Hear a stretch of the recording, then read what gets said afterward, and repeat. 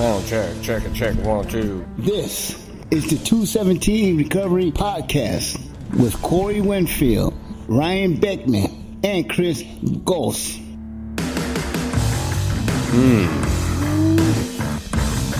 My name, like the Dark Knight stated, is Corey Winfield.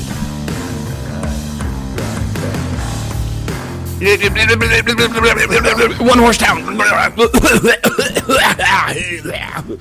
Chris Goss. Hey. Thanks, Chris. Hey. Yeah, we'll get back to Chris here in a minute. Yeah, hold on, Chris. We'll get to you in a minute. Ryan, how are you doing? It's the 19th of December, 2019.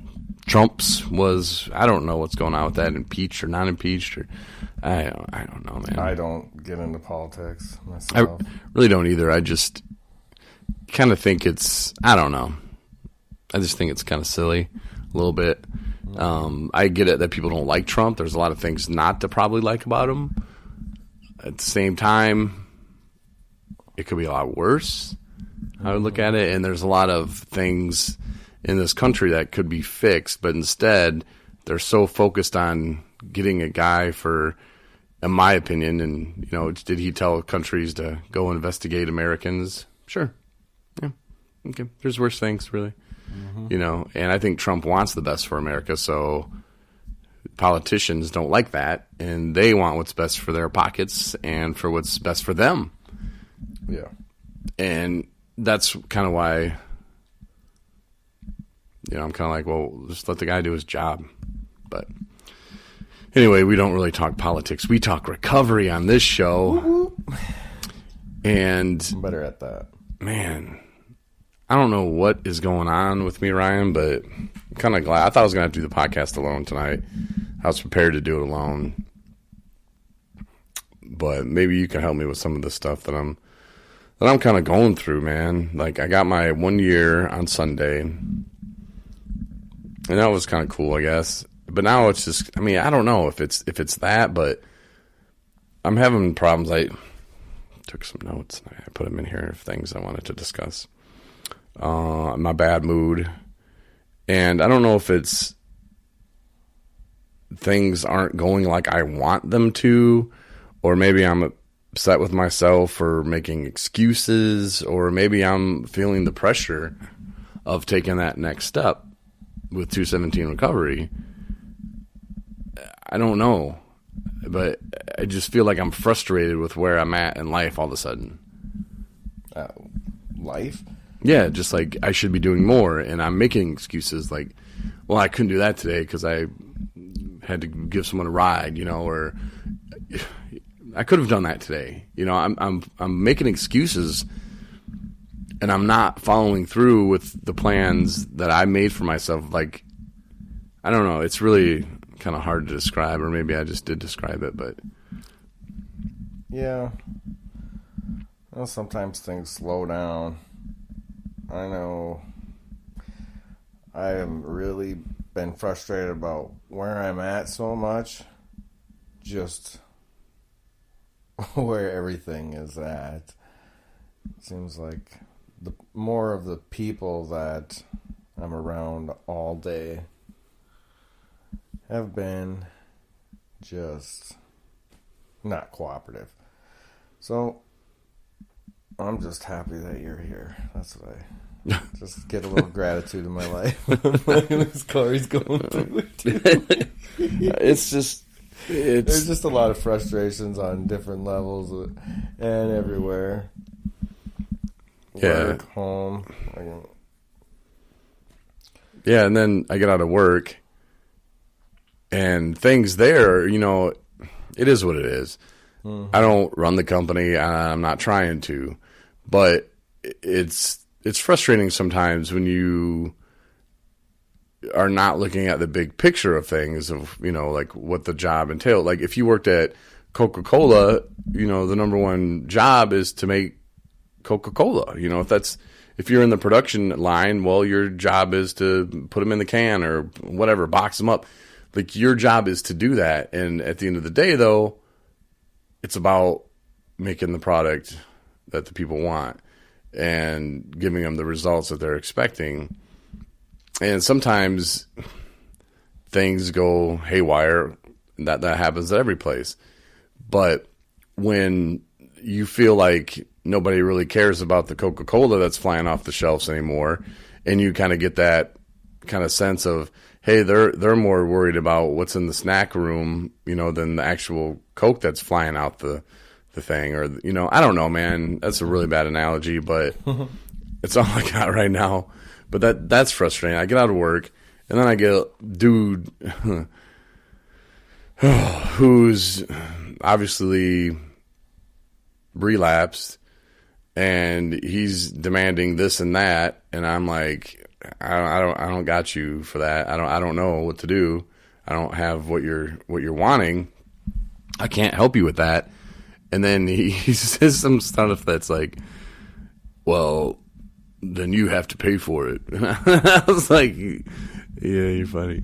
I laughed because I want to just invite him over and be like, why don't you come over and bring some boxing gloves over, and we'll talk about it, and if you want to spar, we can spar, but don't be tough guy texting me here, and like drunk texting. Yeah, I'll buy some gloves, throw them on the ground, like, and then I can see you pick them up, and well, good luck to you.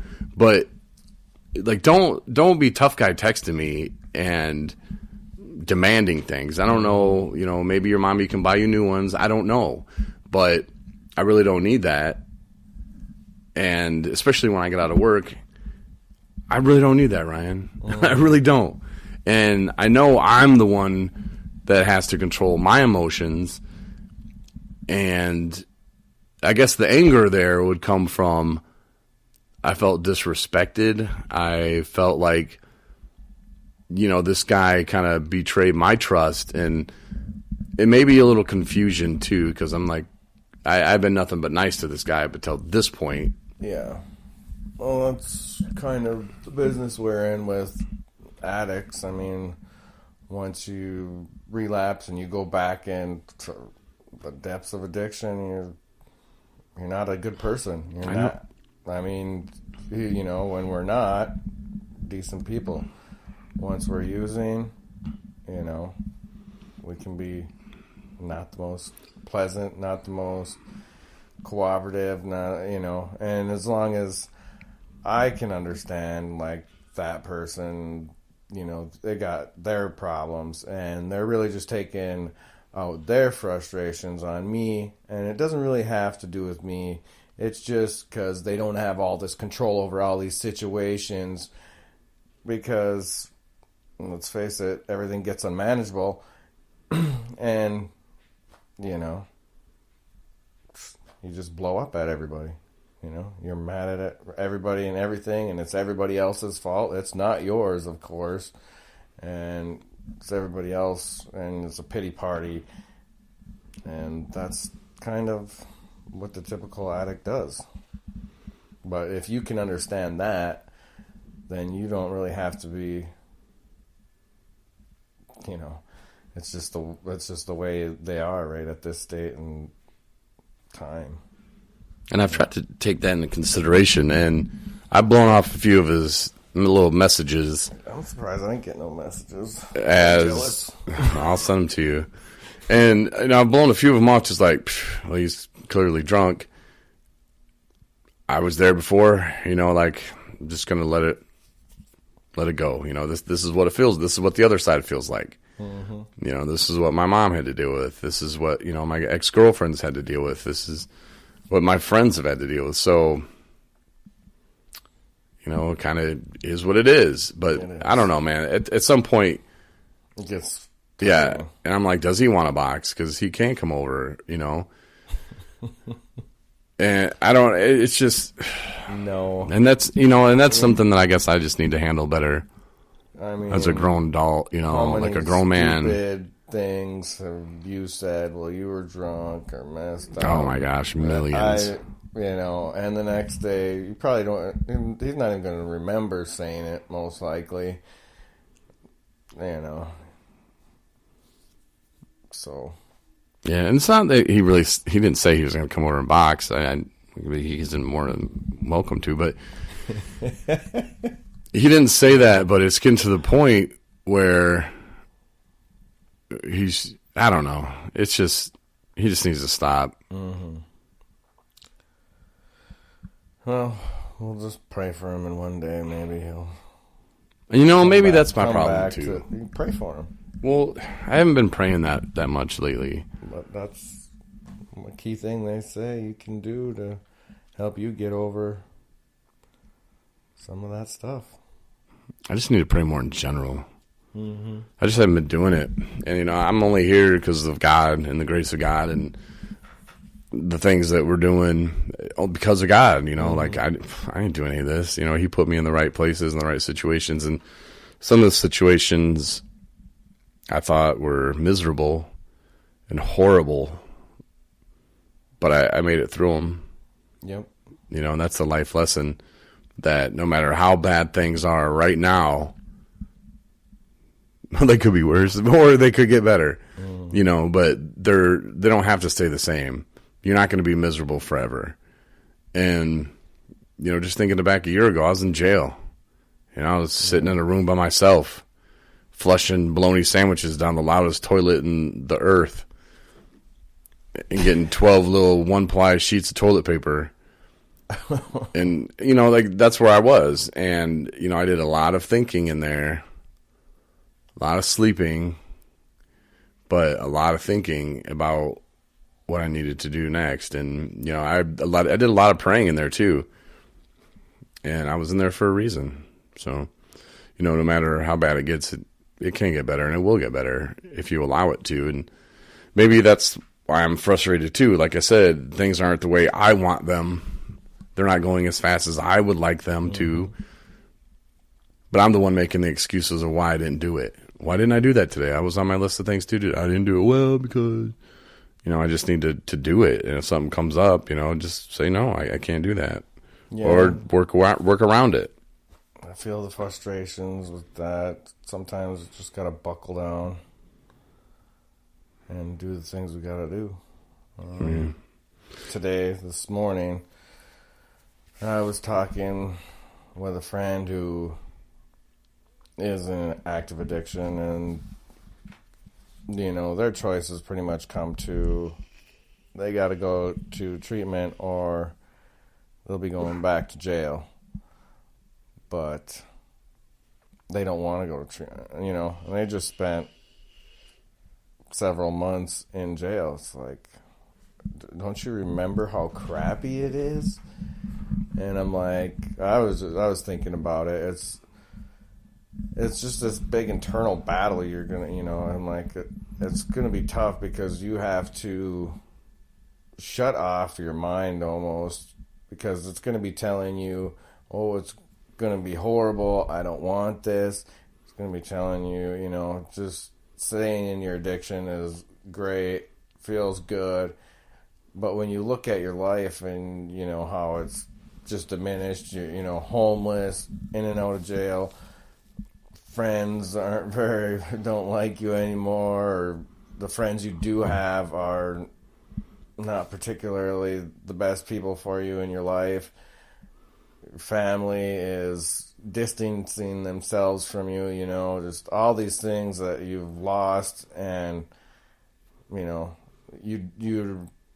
don't care if you're gonna die, because your life sucks that bad, but you don't want to change it.